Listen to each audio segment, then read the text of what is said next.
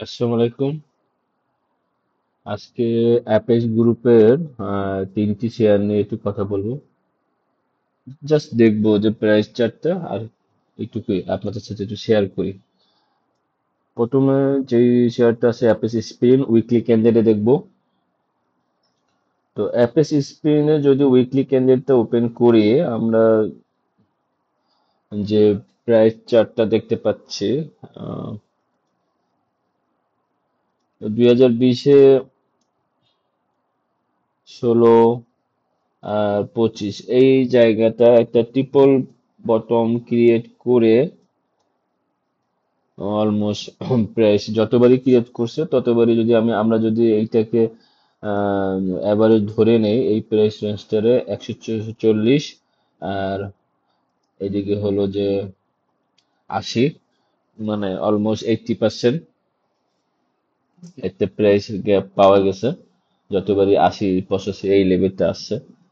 তো উপরের এগুলা তো যদি যে প্রাইস গুলা 157 58 চলে যাচ্ছে, তো আমার তো মনে হচ্ছে 40-এর উপরে প্রাইস, মানে আমার দৃষ্টি থেকে মনে হচ্ছে 140-এর উপরে এই শেয়ার কিনে কারা কতটুকু প্রফিট করতে পারছে, বরং যারা 110 টাকা বা 120 টাকা এইসব লেভেলে যারা কিনছে, 110 থেকে 120, এই তাদের থেকে তারা যতটুকু ক্যাপিটাল গেইন করতে পারছে, 85 বা 110 বা 115, আর 140-এর উপরে যে যায় না, এটা তাদের ব্যাপার। আচ্ছা, এখন যেটা কথা বলতে চাচ্ছি, অ্যাপেস স্প্রিনে আমরা নেক্সট কখন কোন পজিশনে আসলে বা প্রাইস জোনটা আসলে আমরা এটা পজিশন ট্রেডিং এর জন্য নিতে পারি। তো আমার দৃষ্টিতে যেটা মনে হচ্ছে, এইটা আমরা হয়তো 115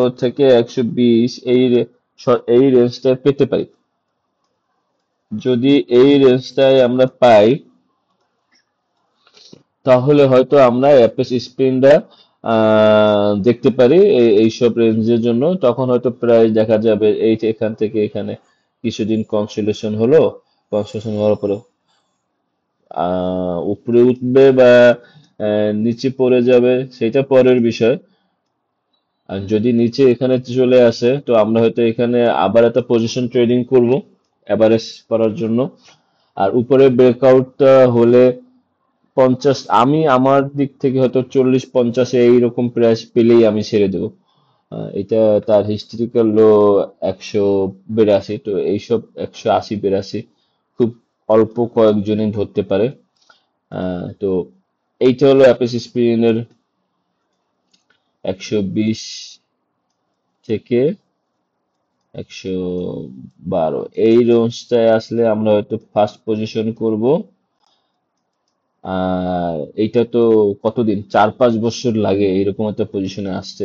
82 83 টাকা প্রথমবার আসলো 16 মে, দ্বিতীয়বার আসলো 20 মার্চ, মানে ওই অলমোস্ট 4 ইয়ার্স। তারপরে আসলো 25শে সেপ্টেম্বর, 5 বছর প্লাস, 5.5 বছর বা 5.25 বছর লাগলো। তো এই আবার হয়তো আমরা 30, কে জানে, 30 28 বা 29-এর দিকে হয়তো এই পেতে পারি, কেউ বলতে পারে না। তো আমরা আপাতত 120 থেকে 15 বা 10 এই রেঞ্জটাকে আমরা ধরে রাখি। এইসব জায়গায় আসলে তখন আমরা আমাদের প্রথম পজিশন নেওয়ার চেষ্টা করব। আচ্ছা, তারপরে যে শেয়ারটা নিয়ে কথা বলতে চাচ্ছি সেটা হলো অ্যাপেস ফুটওয়্যার। অ্যাপেস ফুটওয়্যারটা যদি আমরা আনএডজাস্টেড চার্টটা দেখি, তো সেইখানে খুব বেশি বলার কিছু নাই। অ্যাকশন হবে কারণ ওদের স্টক ডিভিডেন্ড দেওয়ার কারণে প্রাইসটাও অ্যাডজাস্ট হয়েছে। বাট অ্যাডজাস্টেড চার্টটা যদি আমরা একটু দেখি, যে সেইখানটা দেখলে দেখা যায় 2009 সাল থেকে অ্যাপেস ফুটওয়্যার আপ ট্রেন্ড পজিশনেই আছে। তো হয়তোবা এটা এখনো আপ ট্রেন্ড পজিশনে, এখন কিছুটা প্রাইস ডিক্লারেশন বা স্টক ডিভিডেন্ড ডিসপাম্প হওয়ার কারণে কিছুটা প্রাইস কারেকশন হতে পারে বা কিছুদিন কনসোলিডেশন হতে পারে। তো সেই কারেকশন বা কনসোলিডেশন, এই জায়গাটা অ্যাডজাস্টার হিসেবে তো এরকম একজন বলা যায় না, তবে হয়তো আমরা 76 থেকে 80, এখন যদি আনএডজাস্টেড চার্টে চলে যাই, তাহলে তো আমরা আরো এখান থেকে অলমোস্ট কিছুটা প্রাইস কারেকশন দেখতে পারি, অথবা এখানে কনসোলিউশন হবে। তো ইপিএস ফার্স্ট কোয়ার্টার গুলা ইপিএস যদি পজিটিভ আসে তাহলে তো প্রাইস 190 বা 88 85 এই রেঞ্জের ভিতরেই থাকবে। আর যদি স্লাইটলি কম আসে তাহলে হয়তো 180, এই হয়তো আমরা 180 85 দেখতে পারি। তো 80 85 বা 75 এর নিচে খুব একটা পড়ার নাই অ্যাপেস ফুটওয়ার। তো আমরা আর এটা এখন অনেক দিন একটা সাইডওয়েতে থাকবে, অলমোস্ট নভেম্বর 4 5 মাস তো একটা সাইডওয়ে থাকতে পারে। আমরা হয়তো নেক্সট এপ্রিল মাসে একটা মুভমেন্ট পেতে পারি। তো এই সাইডওয়েতে আমরা যত ডিপ ডিপ বা যত নিচে থেকে অল্প অল্প করে শেয়ার কালেকশন করতে পারি। এইটা এখন একসাথে আপনার 100 টাকা এটার জন্য বরাদ্দ থাকলে 40 টাকা বা 50 টাকা এট এ টাইম বাই না করে অল্প অল্প করে 188 87 85 80 এইসব রেঞ্জ থেকে আমরা শেয়ারটা কালেক্ট করে রাখতে পারি। আপাতত দৃষ্টিতে অ্যাপেস ফুটওয়্যার নিয়ে এইটুকুই দেখতেছি। তারপর যে কোম্পানি নিয়ে কথা বলতে চাচ্ছি সেটা হলো অ্যাপেস ফুডস। এটা অ্যাপাচি গ্রুপের একটি কোম্পানি। তো এটার একটা জিনিস যেটা দেখার, আপনাদের সাথে কথা বলার জন্য এটা ওপেন করলাম। এটা উইকলি ক্যান্ডেল যদি দেখি, উইকলি ক্যান্ডেলে 14 থেকে 19 5 বছর একটা আপ ট্রেন্ড ছিল, হায়ার হাই তৈরি করতেছিল। তারপরে 24 22 থেকে 24 ফেব্রুয়ারি এখানেও একটা হায়ার হাই করে প্রাইস আপ করে গেছিল, কিন্তু এটা এখন ব্রেকআউট করে ফেললো।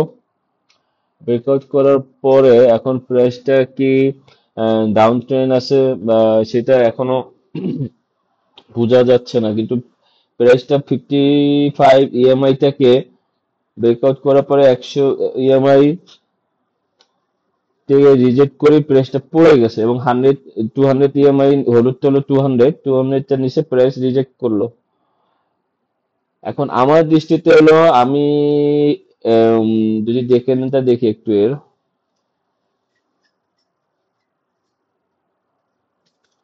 অ্যাটলিস্ট ডে ক্যান্ডেলে আমি ওর হায়ার হাই না পাওয়া পর্যন্ত আমি এইটাকে আহ, কোনো কিছু বা ওইভাবে দেখার চেষ্টা করব না। কারণ ও যদি এখান থেকে পড়ে প্রাইস যদি আরো পরে কারেকশন হয় এখান থেকে আসে টপল বটম তৈরি করুক, বা আর এখানে হ্যাঁ এখানে আসলে একটা একটা পয়েন্ট দুইটা পয়েন্ট ট্রিপল পয়েন্ট 170 72 টাকা, তারপরে সে যদি এখান থেকে এইভাবে এইভাবে হায়ার হাই লোয়ার লো তৈরি করে দেন আমি হয়তো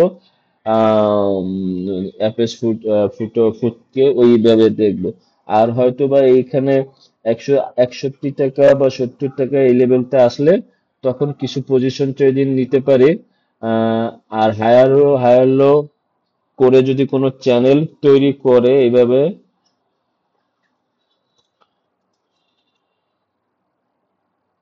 সেক্ষেত্রে আমি অ্যাপেস ফুটওয়ারটাকে দেখবো। তো এখন আমার মনে হচ্ছে ও একটা চ্যানেল ব্রেকআউট করছে। এটা অলমোস্ট 1 বছর প্লাস হয়ে গেছে, 1.5 বছরের প্লাস। ওর এতদিনে আরেকটা চ্যানেল করাচ্ছে, আপ ট্রেন্ড করার থেকে সে ডাউন ট্রেন্ডে মনোযোগ সহকারে করছে। তো প্রায় 170 এইখানে বটম যদি থেকে প্রায় ধরে রাখতে না পারে, আমাদের নিচে 120 এইটাকেও ধরে রাখতে হবে। কারণ প্রাইস তো লোয়ার লোই তৈরি করতেছে, হায়ার তৈরি করতে পারতেছে না। একবার ট্রাই করছিল কিন্তু সেটা ভেঙে রাখতে পারলো না। আবার সেই কারেন্ট যে ডাউন ট্রেন্ডটা ছিল সেটার মধ্যে প্রাইসটা ঢোকার চেষ্টা করতেছে। যদি প্রাইসটা ঢুকে যায়